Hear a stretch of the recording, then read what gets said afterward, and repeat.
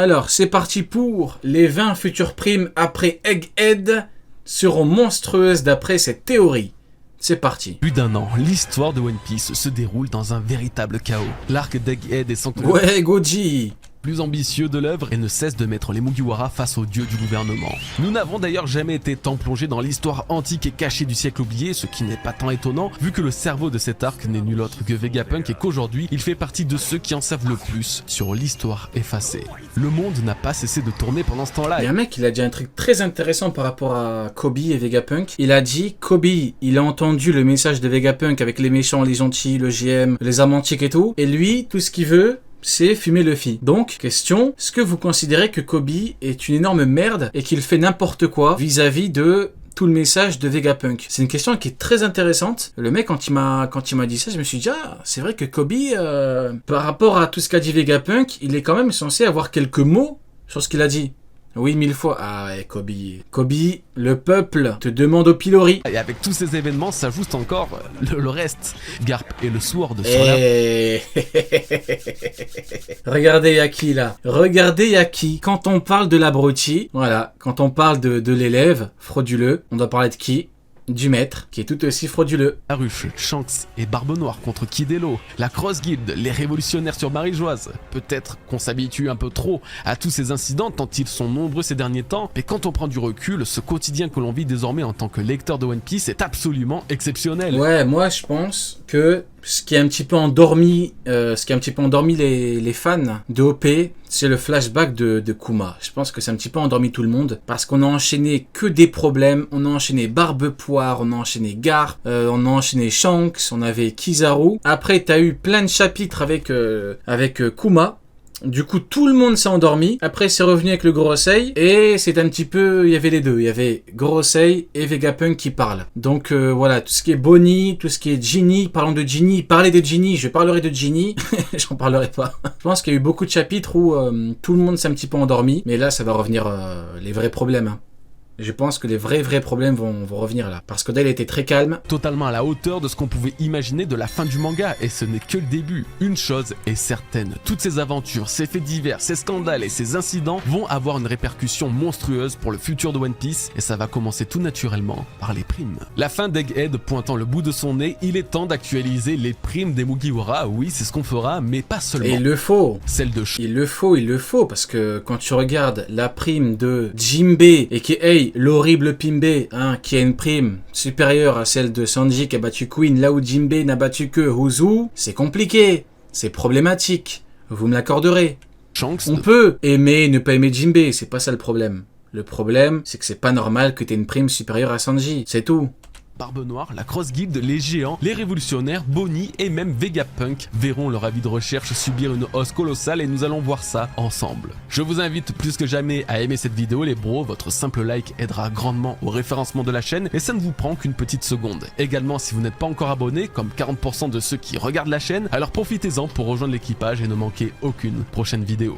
Merci beaucoup, vraiment. Ok, nous allons donc commencer crescendo avec les révolutionnaires, c'est la partie que je considère avec le plus de failles car les deux principaux commandants que je vais citer, Kuma et Sabo, sont chacun dans une situation qui pourrait empêcher l'apparition d'une nouvelle prime sur leur tête. Mais pas de soucis, je vais tout vous expliquer. Kuma, l'ancien corsaire, possède une prime gelée de 296 millions de berries. Sabo, le bras droit de Monkey D. Dragon, possède une... Les révolutionnaires en termes de primes, c'est catastrophique. Après, je sais pas si vous vous rappelez, pendant longtemps, on faisait que dire ouais, les primes des révos c'est pas ouf, même Morlaix et tout, enfin, ne serait-ce que de par ton lien avec Dragon, t'es censé avoir une prime de ouf. Mais c'était petit. Et pendant très longtemps, bon, je parle pour moi, je disais que c'était bizarre. Mais en vrai, de vrai, les mecs, y a rien de bizarre.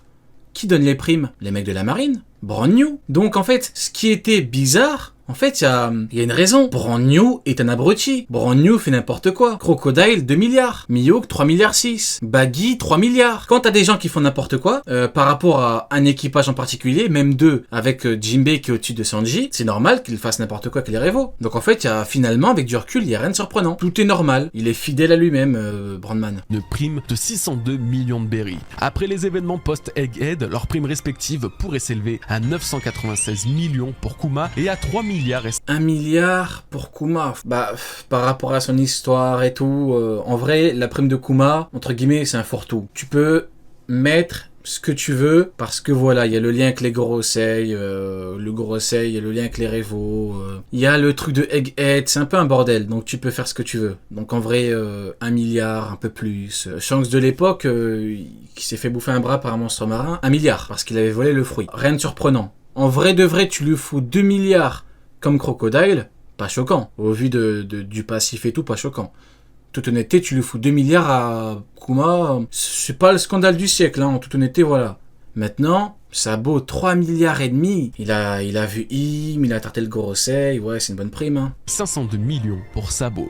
Concernant Kuma, c'est assez simple à justifier. Il s'est rebellé contre le gouvernement, ce qui justifie déjà un crime. Il a créé un véritable chaos sur Marie-Joise et, cerise sur le gâteau, a frappé un membre du Gorosei, tout ça en plus ou moins 24 heures. Au-delà de ça, il représente apparemment un vrai danger aux yeux du Gorosei puisque descendant de la tribu antique des boucaniers, des adorateurs du dieu soleil Nika, ennemi direct des dragons célestes. Il pourrait ainsi répandre la prophétie et le mythe de Nika le sauveur au monde, chose que le gouvernement essaye tellement de cacher qu'ils en viennent à supprimer un pauvre garde qui en avait parlé à Who's Who. Aujourd'hui, il est totalement hors de contrôle après avoir pourtant été programmé pour devenir le modèle de l'armée de pacifista du gouvernement mondial ainsi qu'un esclave destiné à leur obéir au doigt et à l'œil. Ce sont ces raisons qui justifieraient à mon sens une augmentation de 700 millions de berry pour l'héritier des boucaniers et encore on pourrait facilement le voir à la hausse, mais j'ai préféré rester soft. Le hic là-dedans c'est de savoir si Kuma va véritablement survivre à la bataille d'Egghead et surtout si le gouvernement osera actualiser sa prime alors qu'il ne reste malgré tout absolument pas maître de ses mouvements. Compte tenu de sa rébellion, de son histoire et de ses liens avec les révolutionnaires, je pense qu'il reste judicieux pour eux de le rechercher, quitte à ce qu'il soit recherché uniquement mort, Only Dead. Sabo quand... Ouais, mais en Only Dead, le problème, c'est que tu peux mettre beaucoup de gens en Only Dead. En vrai, tu fous Sabo, Only Dead, tu fous Kuma, tu peux même foutre tous les Mugiwara, dont Franky, qui n'a pas hésité à se foutre de la gueule de Saturne. Compliqué, mais bon, en vrai, il a parfaitement justifié la grosse prime qu'il donne à Kuma. En vrai, ouais. Hein. Maintenant, il y a un mec qui dit 1 milliard, c'est beaucoup pour une 3008. Oui, mais en toute honnêteté, moi, la 3008, je lui fous même 2 milliards facile. Hein. 2 milliards et demi même. 2 milliards et demi, carrément. Quant à lui, subirait une augmentation absolument délirante, comme vous pourrez le constater, pas loin de 3 milliards de berry. Alors, qu'est-ce qui justifierait cette somme astronomique? Vous allez très vite le comprendre, retournez au chapitre 1085 et vous avez votre réponse. Sabo a découvert l'existence d'Imu, le roi du monde, tabou et caché depuis des siècles aux yeux de l'humanité. La simple vision d'Imu avait déjà condamné à la mort le roi Cobra. Mais ce n'est pas tout, car en plus de ça, Sabo a pu découvrir le véritable visage de Gorosei et de leurs 5 pouvoirs absolument démoniaques. Et comme si ça ne suffisait pas, après avoir découvert leur plus grand secret, il a réussi à s'échapper de la salle du trône en un. Il a pris cher, hein. Il a vraiment pris cher. Im, c'est vrai que ça pique, hein. Im, la technique de diable, là, avec la queue de diable, il a fait une tête. Alors, c'est un coup par derrière, bien sûr, pendant qu'il part et tout, n'est pas dans le contexte d'un combat. Donc, en termes de rapport de force, entre guillemets, pur, voilà. Mais il fait une tête de ouf. Et même comment il a fini, bon. Un seul morceau. Enfin, presque un seul morceau. Finalement, suite à cet événement, Sabo a été... Mais il a raison, hein. Cobra, roi Cobra et tout. Il a vu Im. Bah après, non. Après, il était condamné à mort, surtout parce qu'il parlait trop. C'est vrai qu'il ouvrait un peu trop sa bouche, donc ouais, c'est vrai que les deux jouent. Tenu responsable du meurtre de Cobra, une information qui aura eu des répercussions inattendues pour le gouvernement, puisque le jeune révolutionnaire deviendra un emblème encore plus populaire. Ah, il a volé tout le buzz de Dragon. Il a volé toute sa popularité. Même pas encore eu le temps de parler. L'air que le très célèbre. Enfin, de parler, d'intervenir, de faire de grands discours. Rien du tout, finito. C'est très compliqué pour Dragon, hein. J'espère vraiment qu'il va gifler Akainu ou qu'il va tarter un Garling ou... Parce que bon... Et le très absent Monkey D. Dragon, le chef légendaire de la Révolution mondiale. Sabo deviendra littéralement l'empereur des flammes et en étant honnête, ce titre me donne véritablement la sensation que Sabo est devenu une sorte de 5e empereur à la fois autant craint que populaire au sein du gouvernement et des citoyens. Ne sous-estimez pas le danger qu'il représente pour la justice actuelle de One Piece, en tout cas la marine et le gouvernement, eux, ne le feront pas, et s'ils doivent lui mettre une prime sur la tête, elle s'élèvera à plusieurs milliards. Il y a quand même un mais. En effet, Sabo n'est pas censé être vivant, en tout cas pas aux yeux de Imu et du Gorosei, puisqu'il aurait subi malencontreusement l'utilisation de Mother Flame sur Lulusia, C'est vrai. où il s'est recueilli après avoir échappé de l'enfer de C'est Marie-Joise. vrai. Alors, est-ce qu'il va redonner prochainement signe de vie pour donner une ultime raison au Gorosei de lui coller une prime phénoménale sur le dos, ou restera-t-il dans l'ombre, se faisant passer pour mort, comme il a déjà fait, enfant, avec Ace et Luffy? Ouais, mais La possibilité du il est dans un grand moment là. Là, Sabo, il est dans la hype. Là, il y a le monde qui est avec lui, l'empereur des flammes, le chef de la révolution. Il est en train de mettre un 10-0 à Dragon. C'est pas le moment de se cacher comme un rat. Faut pas faire comme Akainu dans son bureau. Non, faut. d'une nouvelle prime repose entièrement sur cette question. Je vous laisse me donner votre avis en commentaire. Pour résumer avec les révolutionnaires, Kuma aurait une nouvelle prime de 996 millions Ouais, franchement bien. Franchement,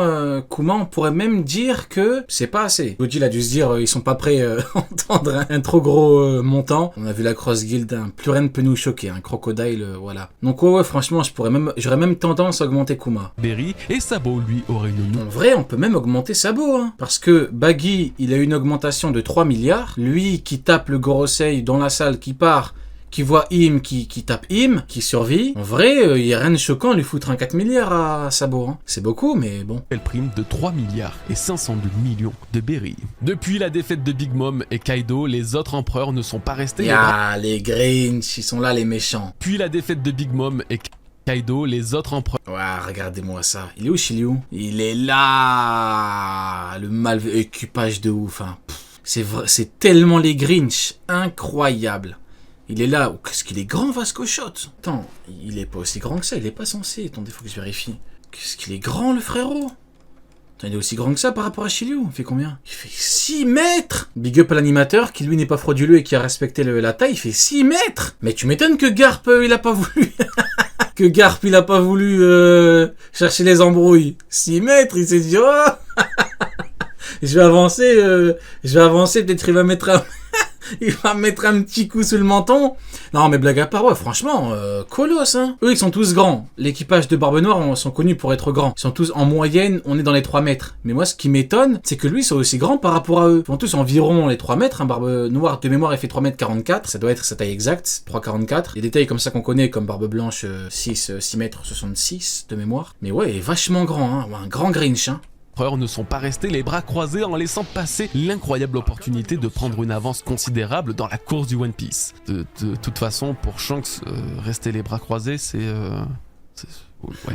Les récentes actions de Barbe Noire et Shanks leur vaudront inévitablement un rafraîchissement de leur prime qui s'élève actuellement et respectivement à 3 milliards 996 millions pour Barbe Noire et à 4 milliards 48 millions et 900 000 berry pour Shanks le Roux. Elles augmenteront alors jusqu'à 4 milliards 700 millions de berry pour Barbe Noire et 4 milliards 548 millions et 900 000 berry pour Shanks et vous allez découvrir comment et pourquoi dès maintenant. On commence par Teach, celui qui subira la plus grande augmentation des À deux cause de Iron Park. en devenant également le pirate le plus recherché des mers. Je pense qu'on peut difficilement faire plus explicite pour expliquer une telle hausse. Mais Iron Parp va peut-être enfin servir à quelque chose. Peut-être que les Grinch auront une grande augmentation de primes grâce au fait que ce chien soit tombé là-bas. Et oui, Iron Parp va enfin servir à quelque chose. De prime car Teach a absolument tout Putain, je suis fait pour choqué. représenter une véritable menace pour le gouvernement et la marine en un laps de temps ridiculement court. Ça commence déjà avec l'infiltration sur Whole Cake Island pour capturer Pudding, fille de Big Mom. Bien que ce soit Aokiji et Van Augur qui étaient sur place, leur action dépend directement des ordres de leur capitaine. Teach sera alors tenu responsable de ce kidnapping qui aura comme motivation première d'utiliser le troisième œil de Pudding pour décrypter les poneglyphes et donc s'approcher du One Piece. En parallèle, Teach a lancé un nouveau raid qui a eu beaucoup plus d'importance et de conséquences, celui d'Amazon Lily. Venu de base récupérer les pouvoirs de l'impératrice Boa Hancock, Teach a fini par capturer Kobe, le jeune héros de la marine. Cette action mènera directement à l'une des batailles les plus marquantes post-ellipse, opposant sur la ruche les pirates de Barbe Noire contre l'équipe de sauvetage menée par un Garp plus déterminé que jamais à libérer son jeune apprenti. Si la mission fut menée à bien, Garp lui n'a pas été épargné et se retrouve aujourd'hui dans un état... L'une des plus grandes pages, toute œuvre confondue. La chute, la défaite d'un homme, la fin d'un homme, la fin d'un héros. Terrible, regardez Aquila. Regardez qui contemple sa dépouille. C'est bien fait, hein. t'as lui qui est juste là et t'as Kuzan qui est juste de l'autre côté. On voit les deux commandants. On voit les deux, ceux qui disent oui, mais Kuzan c'est plus un allié. Oui, c'est bien évidemment. Pendant qu'on y est, vu qu'on est chez les fous. C'est le Oden de Barbe Noire, bien évidemment. Si on parle entre personnes sensées, pas entre fous, l'image est vraiment incroyable. Inquiétant entre les mains de Marshal D. Teach. Ce nouveau prisonnier n'ayant pas réussi à défaire le bloc principal de l'équipage de... Malveillance, il est là. Barbe Noire, mené par un Aokiji impitoyable face à son ancien mentor. Toutes ces actions véritablement ciblées contre la marine, notamment dans la capture de leur héros, auront un impact inévitable et colossal sur l'évolution... Ouais, mais surtout, moi je me dis, je suis à Kainu, je pète un câble, hein. Je me dis, j'ai perdu l'un de mes meilleurs éléments pour rien. Genre, même pas... à la limite, tu perds Davis. Mais vraiment, Davis en niveau. Pas trop grave. C'est recrutable, entre guillemets. Mais tu perds un mec aussi fort pour ton camp. C'est compliqué, hein. C'est très très compliqué. Hein. Akainu, on n'a pas encore eu sa réaction d'ailleurs, hein, mais j'aimerais bien la voir. J'ai vraiment envie de voir Akainu qui lit le journal, parce qu'il sait faire que ça, hein. Depuis 2 ans, il ne fait que lire les journaux. Donc j'ai bien envie de le voir péter un plomb un peu. De sa future... Pour Kobe, bah c'est ça le problème, c'est pour Kobe. Ah oui, déjà que Kobe sort avec la fille d'Akainu, là, selon la théorie.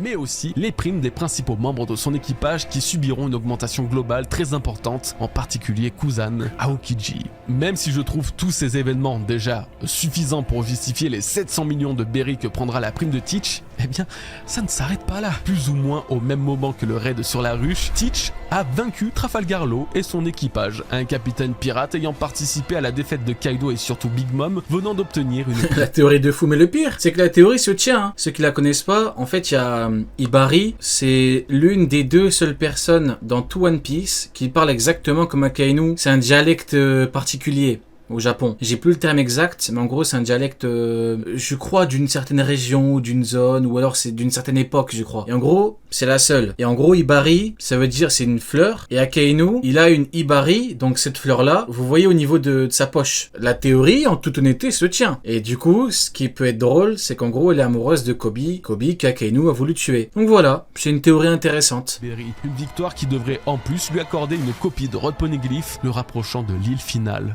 Laftel. J'omets volontairement la présence de Devon et Van Augur sur Egghead puisqu'officiellement ils n'ont rien fait de... Le braquage de Kobe.